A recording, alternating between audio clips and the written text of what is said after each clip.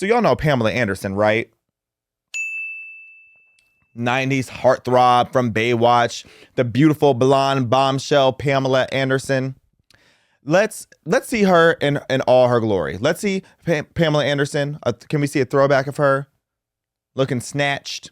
Yes, the gorgeous Pamela Anderson. She has been around for a long time. She's like a pretty unproblematic person these days. Very nice lady. Well, she has been on this kick lately that I respect. Some people were saying it's attention seeking, but to me, I'm like, you think about what it must be like to be a global sex symbol as long as she was. I'm sure she is tired of frying her hair, caking on makeup, all the different aggressive beauty standards that she has to follow and has been setting for so many years. I know, like, that has to be exhausting. So she has been on this kick lately for a while where she is just rocking the no makeup look, which I respect. You know, I think that natural beauty has been underrated lately, and beautiful. Sorry, the picture just caught me off guard. Shout out to Pamela Anderson and this natural beauty. She looks gorgeous. She looks hydrated, moisturized. She looks fine for her age. She's doing her thing. Well, apparently her being complimented for her natural beauty has been deemed racist and transphobic. Let's play the goofy of the day. I need y'all to see the inherent transphobia and thus anti-blackness that is embedded within this compliment. I thought this was satire when I watched it, mind you, but Pamela she's dead serious. Anderson not wearing makeup at a time where anti-trans legislation and transphobia is heightened. I need you to get that this is also signaling Pamela Anderson is a real woman. Look, she doesn't even have to wear makeup. Pause. And she doesn't have. You get it. Pamela Anderson is a real woman. She didn't have to cut out anything. She is a real woman. With or without makeup, Pamela Anderson is a real woman. So when you say it's signaling that, no, baby, that's just what it is. That's just the tea. And if we're going to be so for real, I'm glad that you see it too, because nobody said that. First of all, before we even play the rest of this clownery, because I actually haven't watched the full clip, I saw it just up until this point, and I was like, oh, she's the goofy of the day. Because, come on, be so for real. Be so for real. Nobody in that article is talking about trans women. Y'all make it about these chicks with, with attachments all the time. Be so for real.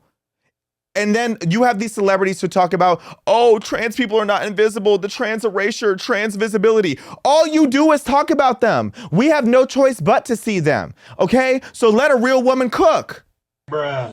Let a real woman be a real woman in her natural state. And this is so anti-feminism, mind you. You're mad at her because she's being told that she looks beautiful without makeup. You are the opposite of a girl's girl. You're a man's girl. And that's all I got to say about that part. Let's keep it moving. What other clown things she say? When she does it, she's ethereal doing it. Yeah. Mm-hmm. Yeah. Mm-hmm. Look, and this is in style. Here's another example. This is Elle also calling Pamela Anderson ethereal. And then I saw it again, and that may make you think, well, this can't be transphobia. Queerty is calling Dylan Mulvaney ethereal as well. And we know Dylan Mulvaney is a trans woman.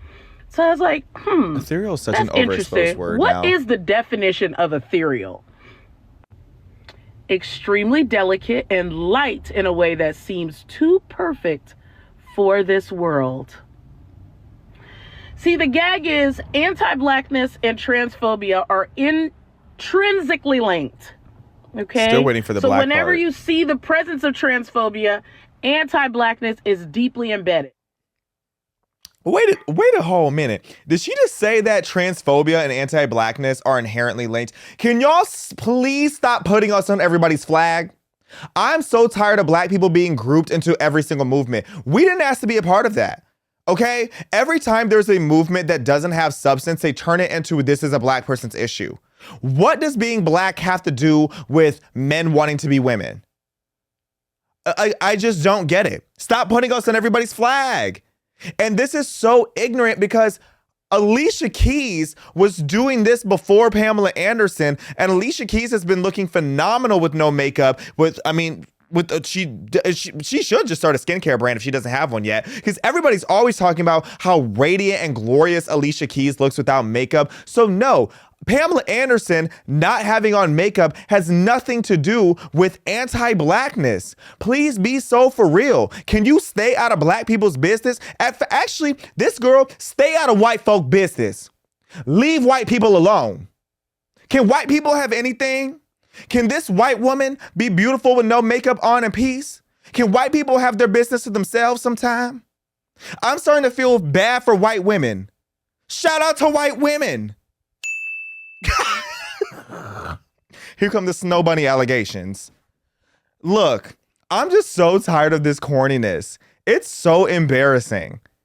Pamela Anderson, you look beautiful. Don't let this hateful, trifling, crotchety woman of width on the internet hate on you. You look beautiful. You look ethereal. And dare I say, you look demure. Now, on top of seeing this clownery, I want to talk about this real quickly. Demi Lovato, a year ago, so you remember, Demi Lovato has come out more times than I think anybody has. She was bi, no, she was lesbian, then she was bi, then I think she was trans for a little bit. Then she was non-binary. And then I think there was something else in between. And then this haircut at some point popped up. I don't know what that haircut is, but like that should be like the new standard, or like that should be like an icon for mental health awareness. This picture just still makes me uncomfortable. Shout out to Paris Hilton, though. Paris Hilton will always be that girl. But Demi Lovato, she's always something. She's always something new. She's been singing to aliens. Like, she's been through a lot, and with her addictions and all these different things in her life. However, back in 2024, she said that she was done going by they, them, and not done going by they, them. Back in 2024, Demi Lovato said that she no longer was going to be a they, them. She is also a she, her again. And the reason for that is that she was exhausted by having to explain her pronouns to people. So why I'm bringing this up now is there was a viral tweet that went out where somebody said, we all have that friend that is no longer non-binary, which I don't know if I would agree with that. I don't know if everybody has that friend that was non-binary, but what that does say to me that's funny is that it is admitting inherently that that a lot of these non-binary people are just going through phases, or that it's something that can literally change. Like, how can you say, oh, I don't have a gender, and now suddenly you have a gender again? It's like, it shows that this is all made up and so fluid that it doesn't even make sense. So really, this person accidentally exposed themselves. Now, can we bring that tweet back up again? Because the person ended up retweet quoting the tweet that went viral and said that Demi Lovato opens up about using she, her pronouns again. I just got tired. The reason you just got tired is because it doesn't make sense. You were tired of gaslighting people. If absolutely everybody is on the same page that you try and explain to them to use they, them pronouns does not make sense, then girl, maybe you're just in the wrong. Okay. And if somebody goes by they, them pronouns and you want to play into that game, you can go play that game, but I'm not going to play that game.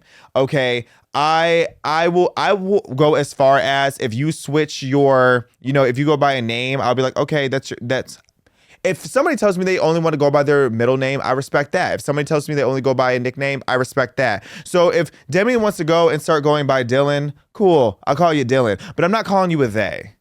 Like, don't do too much. You're one person. You might have multiple personalities and a lot of voices in your head, but baby, you still just a she, her. You are still a she, her. You are a one singular person. You are a one person woman. So that's all I got to say about that.